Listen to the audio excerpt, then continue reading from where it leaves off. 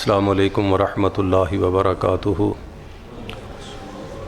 الحمد للہ نحمدہ ونستعینہ ونستغفرہ ونعوذ باللہ من شرور انفسنا ومن سیئات اعمالنا، من یہدہ اللہ فلا مضل لہ ومن یضللہ فلا ہادی لہ۔ اشہد ان لا الہ الا اللہ وحدہ لا شریک لہ فی ذاتہ وعاداتہ وصفاتہ العلیٰ۔ اشہد ان سیدنا اعلانا اولانا ومولانا احبنا احمد الانبیاء محمدا عبدہ ورسولہ۔ اللہم صل علی محمد وعلی آل محمد کما صلیت علی ابراہیم وعلی آل ابراہیم انک حمید مجید۔ اللہم بارک علی محمد وعلی آل محمد کما بارکت علی ابراہیم وعلی آل ابراہیم انک حمید مجید۔ اما بعد فإن خیر الحدیث کتاب اللہ وخیر الہدی ہدی محمد صلی اللہ علیہ وسلم وشر الامور محدثاتها وکل محدثۃ بدعہ وکل بدعۃ ضلالہ وکل ضلالۃ فی النار۔ اعوذ باللہ من الشیطان الرجیم من ہمزہ نفخہ ونفثہ۔ بسم اللہ الرحمن الرحیم۔ هو الذی ارسل رسولہ بالہدی ودین الحق لیظہرہ علی الدین کلہ ولو کرہ المشرکون۔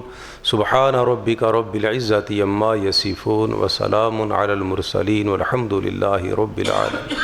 اللہ احکم الحاکمین کی حمد و ثنا جس طرح رب کائنات کی شان کے لائق ہے۔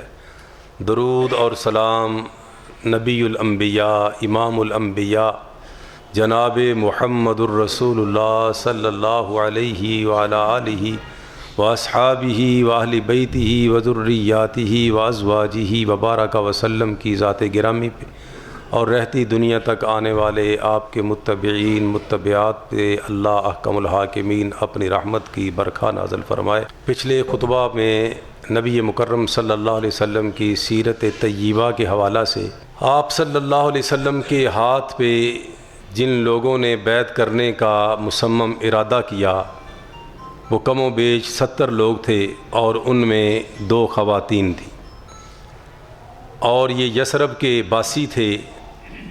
خزرج اور اوس قبیلے ان کے ساتھ یہ تعلق رکھتے تھے اور ان کی دیگر شاخیں جو نیچے والی تھیں ان کے ساتھ یہ منسلک تھے۔ نبی مکرم صلی اللہ تعالی علیہ وسلم کے اس فرمان پہ اور آپ کی اس دعوت پہ لبیک کہا اور یہ عازم سفر ہوئے یثرب سے مکہ کی طرف حج کے موسم میں۔ نبی مکرم صلی اللہ علیہ وسلم کے ساتھ ان لوگوں نے ایک طے شدہ پروگرام کے تحت ملاقات کا منصوبہ بنایا۔ عقبہ کے پاس ملاقات طے پائی۔ ایام تشریق کی درمیانی شب یعنی 12 ذو الحج کو یہ پروگرام طے پایا۔ آخر کار جناب محمد الرسول اللہ صلی اللہ علیہ وسلم کے ساتھ ان کی ملاقات ہو گئی۔ حضرت کعب بن مالک رضی اللہ تعالیٰ عنہ اس روایت کے راوی ہیں اور یہ بڑی تفصیل سے کتب ستہ میں یہ حدیث جا بجا آتی ہے۔ امام احمد رحمۃ اللہ علیہ نے اپنے مسند کے اندر بھی اس کو صحیح سند کے ساتھ نقل کیا ہے۔ کہتے ہیں کہ ہم 70 لوگ اور وہ ساتھی جو ابھی مسلمان نہیں ہوئے تھے، ہم سب نبی مکرم صلی اللہ علیہ وسلم کے ساتھ ملاقات کا ارادہ رکھتے تھے، یعنی جو مسلمان تھے۔ اپنے کافر اور مشرک ساتھیوں کو ہم نے اس بات کی ہوا نہیں لگنے دی تھی۔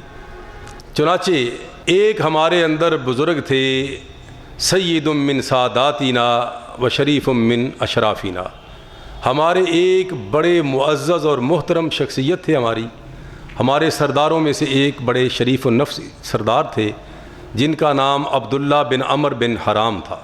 البتہ ان کو ہم نے اعتماد میں لینا مناسب سمجھا کیونکہ یہ اچھی شخصیت کے مالک تھے اور مثبت ذہن کے مالک تھے۔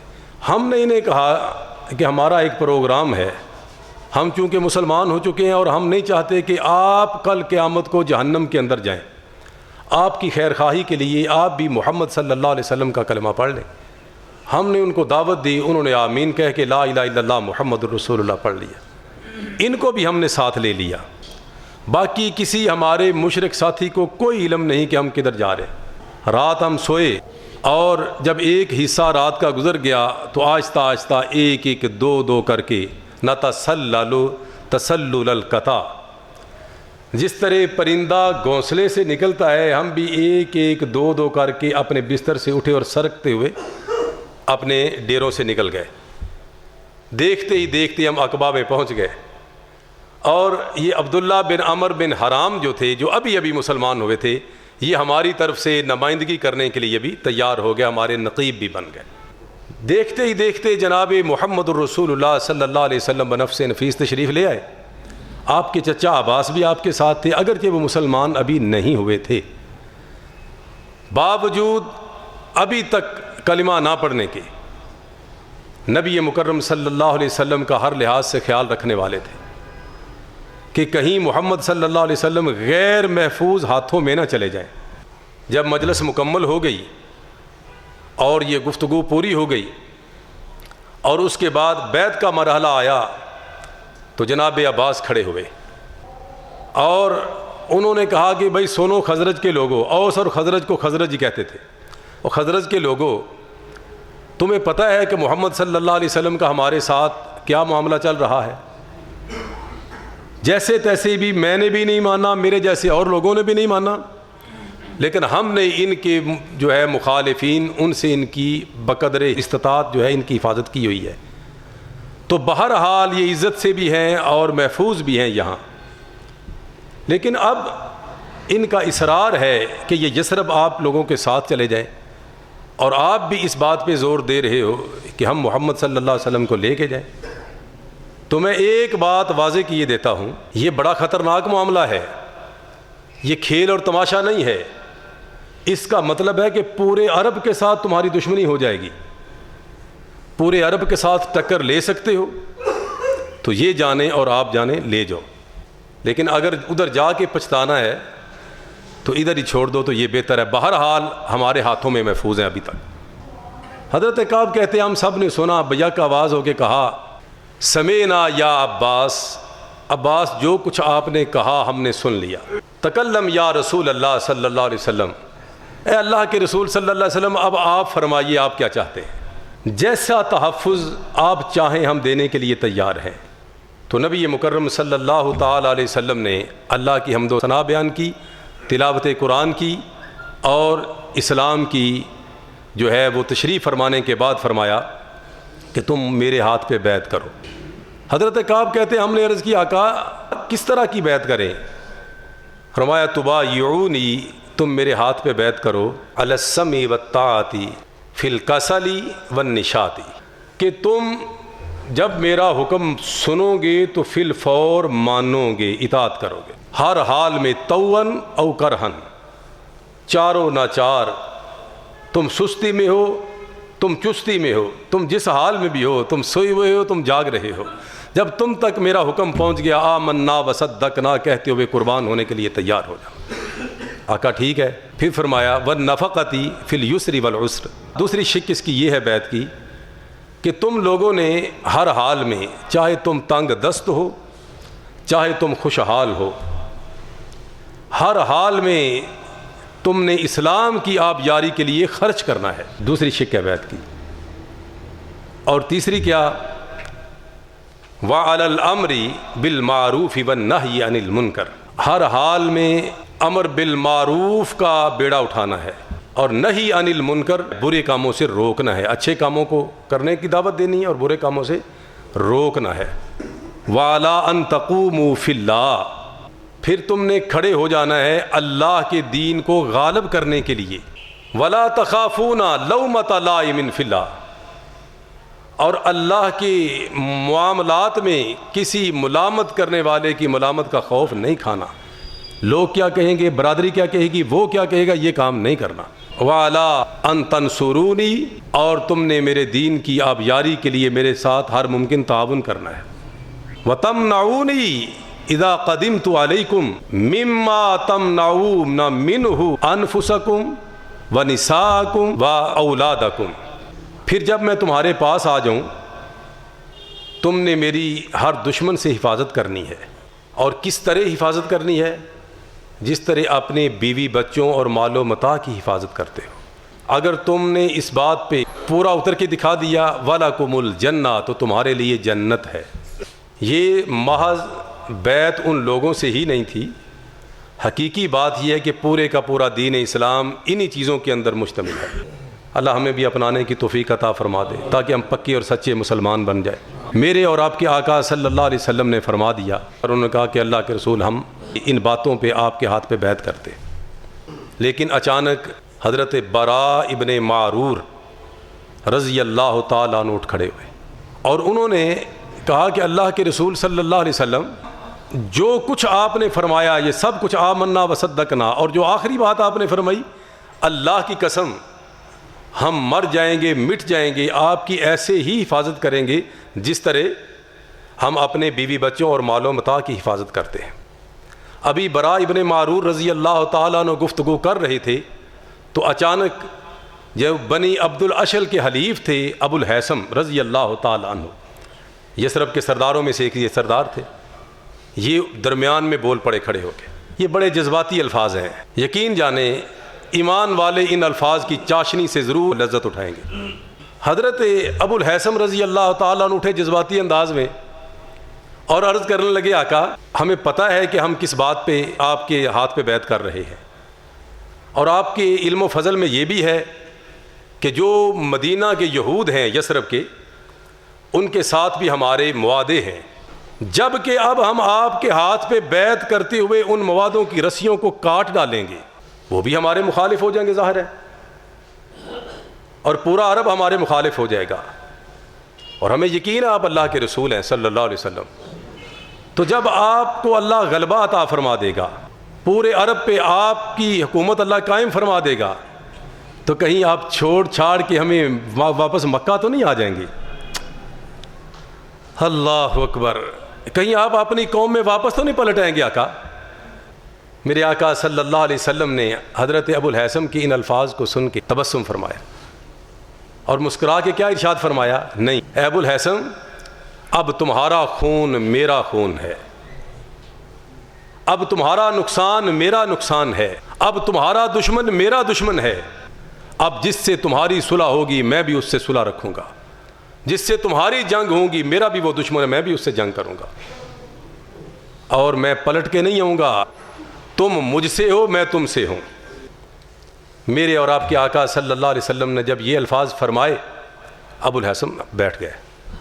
ایک اور صحابی رسول اٹھے، عباس بن عبادہ بن نزلہ رضی اللہ تعالی عنہ، اہل یثرب کے سردار ہیں، کہنے لگے بھائی میری قوم کے لوگوں ایک بات سن لو، پھر دیکھ لو، تسلی کرو۔ اس کی وجہ کیا ہے کہ کام بہت بھاری ہے، کہیں ادھر جا کے پیٹھ نہ دکھانا۔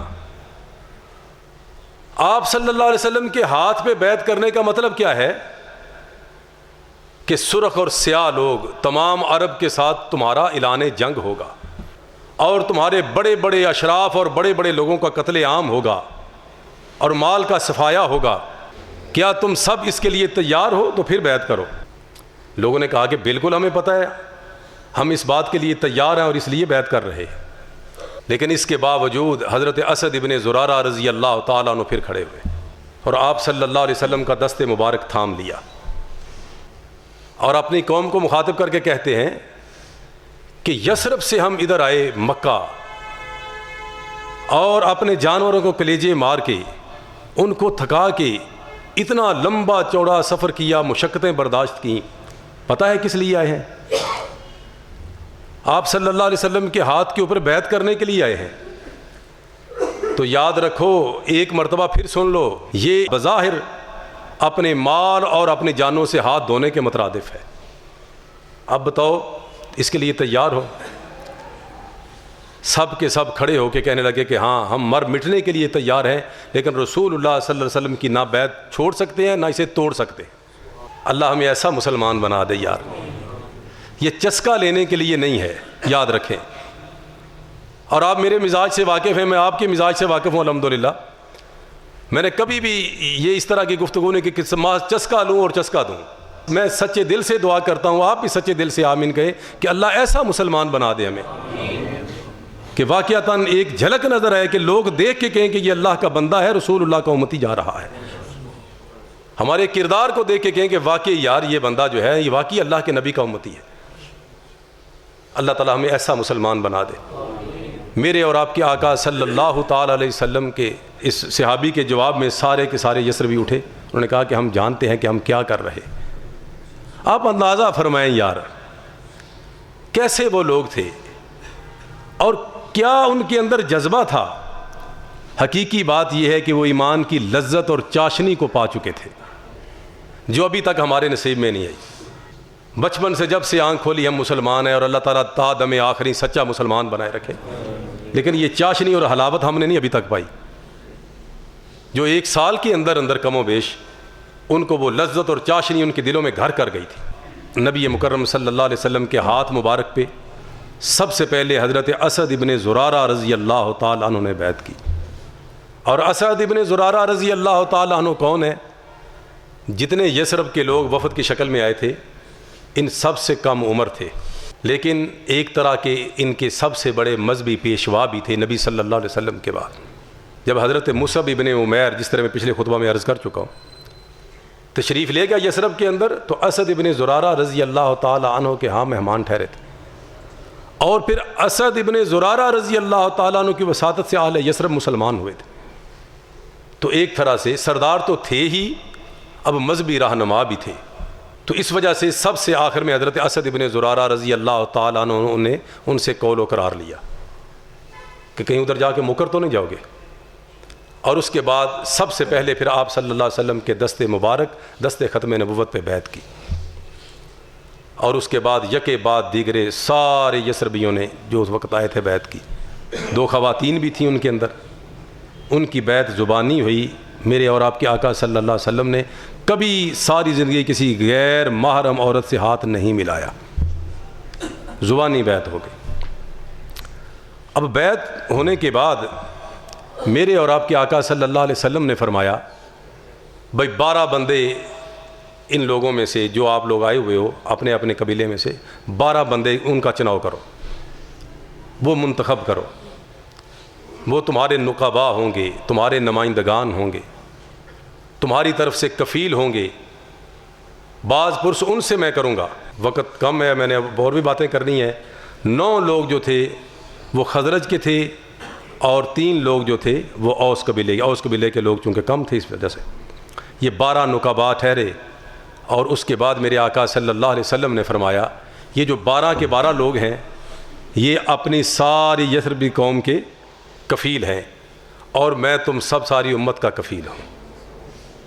جب معاہدہ ہو گیا، بات مکمل ہو گئی، تو اچانک اس وادی کے ایک شیطان کو خبر ہوگی اس معاہدے کی۔ اب وقت تو تھا نہیں کہ وہ جو مکہ کے اندر گھر میں جا کے سارے سرداروں کو جگائے اور کہے کہ جلدی جلدی ہتھیار لے کے جاؤ، تمہارے مخالفین تمہیں کچلنے کے لیے تیار بیٹھے۔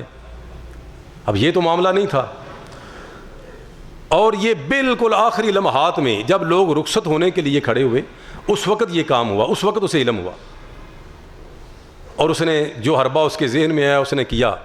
ایک اونچی جگہ پہ کھڑا ہو کے اتنی بلند آواز سے اس نے آواز دی کہ اصحاب رسول کہتے ہیں نہ اس سے پہلے اتنی بلند آواز سنی گئی نہ اس کے بعد سنی گئی۔ یا اہل الجباج، وہ اپنی رہائش گاہوں کے اندر خواب خرگوش کے مزے لینے والوں، مکہ والوں، سنو، نعوذ باللہ نعوذ باللہ، مزمم، میرے آقا صلی اللہ علیہ وسلم کا نعوذ باللہ اس نے نام بھی نہیں لیا۔ اس کے پاس بے دین، یثرب کے بے دین اکٹھے ہو گئے ہیں اور تلواریں سونت کے تمہارے اوپر حملہ کرنے کے لیے تیار ہو چکے ہیں، ان کا کچھ کر لو، تمہیں کچھ خبر نہیں۔ اتنی شدت سے آواز دی۔ میرے اور آپ کے آقا صلی اللہ علیہ وسلم نے فرمایا، یہ اس وادی کا سب سے بڑا شیطان ہے، ابن اذیب اس کا نام ہے۔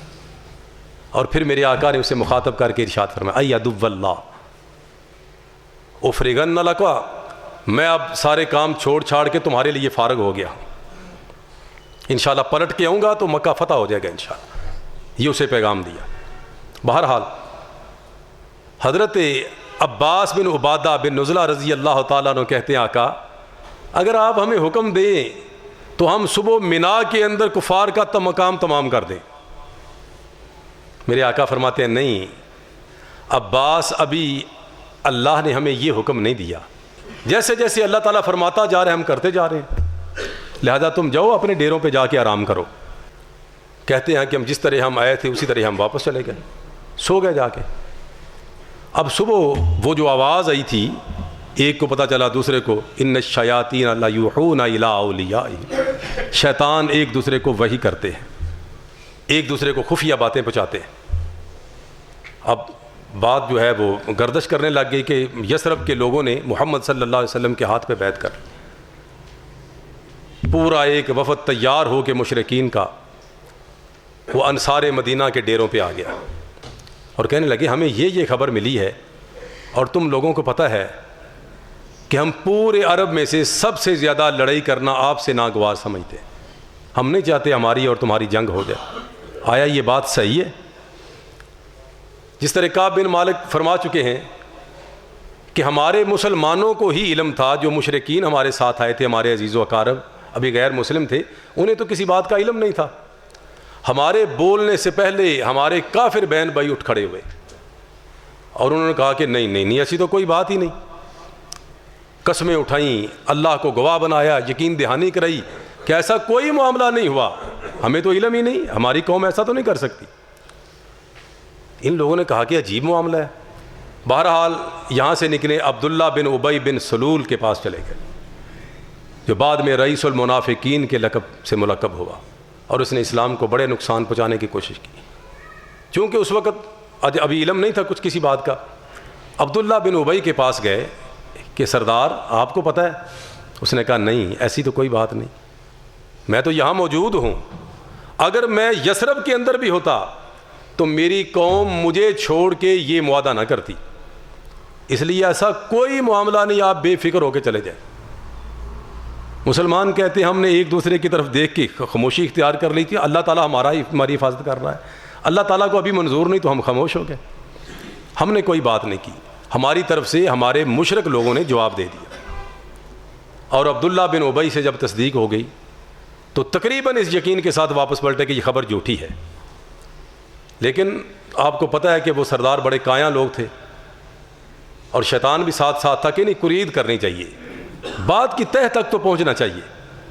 آخر کار وہ قریدتے رہے یہاں تک کہ انہیں پختہ یقین ہو گیا، پکے شواہد اور ثبوت مل گئے کہ واقعتاً یہ لوگ محمد صلی اللہ علیہ وسلم کے ہاتھ پہ بیعت کر چکے، لیکن اس وقت نکل چکا تھا۔ جتنے بھی لوگ ارد گرد سے آئے ہوئے تھے حج کے لیے، وہ سارے کے سارے واپس اپنے وطنوں کو پلٹ چکے تھے۔ اس کے باوجود انہوں نے اپنے نوجوانوں کو تیار کیا، تیز ترین سواریاں دیں، دوڑ کے یثربیوں کا پیچھا کرو، لیکن وہ اپنے صحیح راستے پہ نکل چکے تھے۔ لیکن حضرت سعد بن عبادہ رضی اللہ تعالی عنہ یہ پکڑے گئے، اور ان کے ساتھ انہوں نے بڑی زیادتی کی، بڑے ظلم کیے، اور ظلم کرتے کرتے، ظلم ڈھاتے ڈھاتے، بال نوچتے ہوئے، مارتے ہوئے ان کو مکہ لے کر آئے۔ مطعم ابن عدی نے دیکھا اور حارث نے دیکھا، یہ دونوں مکے کے رئیس تھے یہ بھی، اور ان کے قافلے یثرب سے ہو کے آتے تھے اور انہی کے ڈیرے پہ آ کے ٹھہرتے تھے۔ مطعم بن عدی کہنے لگے تم نے بڑا ظلم کیا ہے۔